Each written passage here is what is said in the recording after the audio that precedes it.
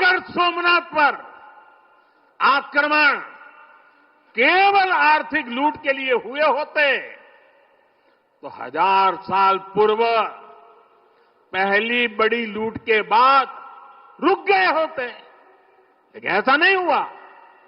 सोमनाथ के पवित्र विग्रह को तोड़ा गया, बार बार मंदिर का स्वरूप बदलने की कोशिश हुई और हमें पढ़ाया गया कि सोमनाथ को लूट के लिए तोड़ा गया था। नफरत, अत्याचार और आतंक का असली क्रूर इतिहास हमसे छिपाया गया। साथियों, हमने धर्म के प्रति ईमानदार कोई भी व्यक्ति ऐसी कट्टरपंथी सोच का समर्थन नहीं करेगा, लेकिन तुष्टीकरण के ठेकेदारों ने हमेशा इस कट्टरपंथी सोच के आगे घुटने टेके। जब भारत गुलामी की बेड़ियों से मुक्त हुआ, जब सरदार वल्लभ भाई पटेल ने सोमनाथ के पुनर्निर्माण की शपथ ली, तो उन्हें भी रोकने की कोशिश की गई। 1951 में तत्कालीन राष्ट्रपति डॉक्टर राजेंद्र प्रसाद के यहां आने पर भी आपत्ति जताई गई। उस समय सौराष्ट्र के सर्वाधिक मशहूर हमारे जाम साहब महाराजा दिग्विजय सिंह जी आगे आए थे। भूमि अधिग्रहण से लेकर सुरक्षा व्यवस्था तक उन्होंने राष्ट्रीय गौरव को सबसे ऊपर रखा था। उस दौर में सोमनाथ मंदिर के लिए जाम साहब ने 1 लाख रुपए का दान दिया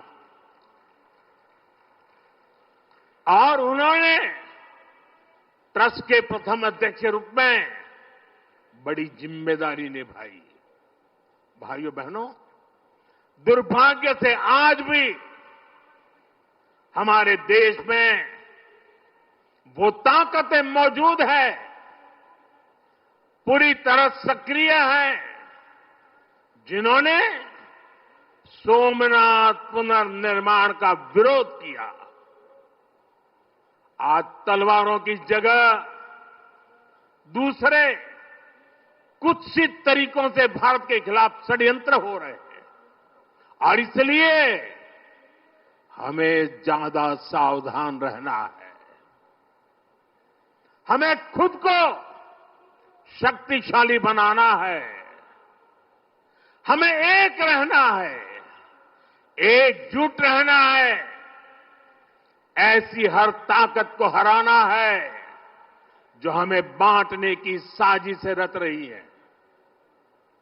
साथियों, जब हम अपनी आस्था से जुड़े रहते हैं, अपनी जड़ों से जुड़े रहते हैं, पूरे स्वाभिमान के साथ अपनी विरासत का संरक्षण करते हैं, अपनी विरासत के प्रति सजग रहते हैं, तो हमारी सभ्यता की जड़ें भी मजबूत होती है।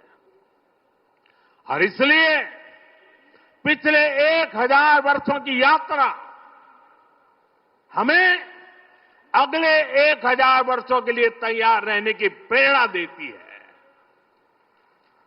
साथियों, राम मंदिर प्राण प्रतिष्ठा के ऐतिहासिक अवसर पर मैंने भारत के लिए 1000 साल का विराट स्वप्न सामने रखा था। मैंने देव से देश के विजन के साथ आगे बढ़ने की बात कही थी। आज देश का सांस्कृतिक पुनर्जागरण करोड़ों देशवासियों में नया विश्वास भर रहा है। आज हर देशवासी के मन में विकसित भारत को लेकर एक भरोसा है। आज 140 करोड़ भारतीय भविष्य के लक्ष्यों को लेकर संकल्पित है। भारत अपने गौरव को नई बुलंदी देगा। हम गरीबी के खिलाफ अपनी लड़ाई में जीतेंगे। हम विकास की नई ऊंचाइयों को छुएंगे। पहले दुनिया की तीसरी बड़ी अर्थव्यवस्था बनने का लक्ष्य, फिर उसके आगे का सफर, देश अब इसके लिए तैयार हो चुका है। और सोमनाथ मंदिर की ऊर्जा हमारे इन संकल्पों को आशीर्वाद दे रही है। साथियों, आज का भारत विरासत से विकास की प्रेरणा लेकर आगे बढ़ रहा है। सोमनाथ में भी विकास भी विरासत भी, ये भावना निरंतर साकार हो रही है। आज एक और सोमनाथ मंदिर का सांस्कृतिक विस्तार, सोमनाथ संस्कृत यूनिवर्सिटी की स्थापना, माधवपुर मेले की लोकप्रियता और उसके रंग, इनसे हमारी विरासत मजबूत हो रही है। गिर लायन के संरक्षण से इस क्षेत्र का प्राकृतिक आकर्षण बढ़ रहा है, तो वहीं प्रभास पाटन क्षेत्र के विकास के नए आयाम भी गढ़े जा रहे हैं। केशोद एयरपोर्ट का विस्तार किया जा रहा है। इससे देश विदेश से श्रद्धालु सीधे सोमनाथ तक पहुंच सकेंगे।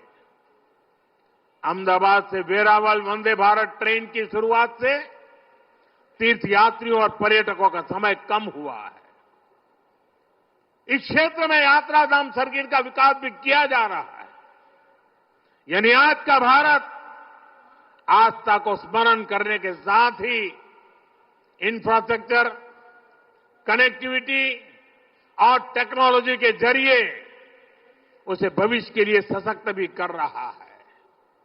साथियों, हमारी सभ्यता का संदेश कभी किसी को पराजित करने का नहीं रहा, बल्कि जीवन को संतुलन में रखने का रहा है। हमारे यहां आस्था की राह हमें घृणा की तरफ नहीं ले जाती। हमारे यहां शक्ति हमें विनाश करने का अहंकार नहीं देती। सोमनाथ जैसे तीर्थ ने हमें सिखाया है कि सृजन का मार्ग लंबा होता है, लेकिन वही स्थायी होता है, चिरंजीव होता है। तलवार की नोक पर कभी दिलों को नहीं जीता जा सकता। जो सभ्यताएं दूसरों को मिटाकर आगे बढ़ना चाहती हैं, वे स्वयं समय में खो जाती है। इसलिए भारत ने दुनिया को ये नहीं सिखाया कि दूसरे को हराकर कैसे जीता जाए, बल्कि ये सिखाया कि कैसे दिलों को जीतकर जिया जाए। ये विचार आज दुनिया की जरूरत है। सोमनाथ की 1000 वर्षों की गाथा पूरी मानवता को सीख दे रही है। इसलिए आइए हम संकल्प करें, हम विकास की ओर आगे बढ़ें, कदम से कदम मिलाकर चले, कंधे से कंधा मिलाकर चले, मन से मन को जोड़कर चले। लक्ष्य को ओझल दिए हुए बिना हम चलते चले और साथ ही अपने अतीत और अपनी विरासत से भी जुड़े रहें। हम आधुनिकता को अपनाते हुए अपनी चेतना को संभाले रखें। आइए सोमनाथ स्वाभिमान पर्व जैसे आयोजनों से प्रेरणा लेते हुए विकसित होने के मार्ग पर तेजी से चले। हर चुनौती को पार करते हुए हम अपने लक्ष्य तक पहुंचे। और ये कार्यक्रम आज तो शुरू हो रहा है। हमें 1000 साल का स्मरण देश के कोने कोने में करना है। दुनिया को हमारी विरासत का परिचय करवाना है। हमें 75 साल का ये नया पर्व भी मनाना है और हम 2027 मई तक इसको मनाते रहें, जन जन को जगाते रहें। जगा हुआ देश सपनों को साकार करने के लिए चलता रहे। इसी कामना के साथ एक बार फिर समस्त देशवासियों को मैं बहुत बहुत शुभकामनाएं देता हूं। हर हर महादेव। जय सोमनाथ। जय सोमनाथ। जय सोमनाथ।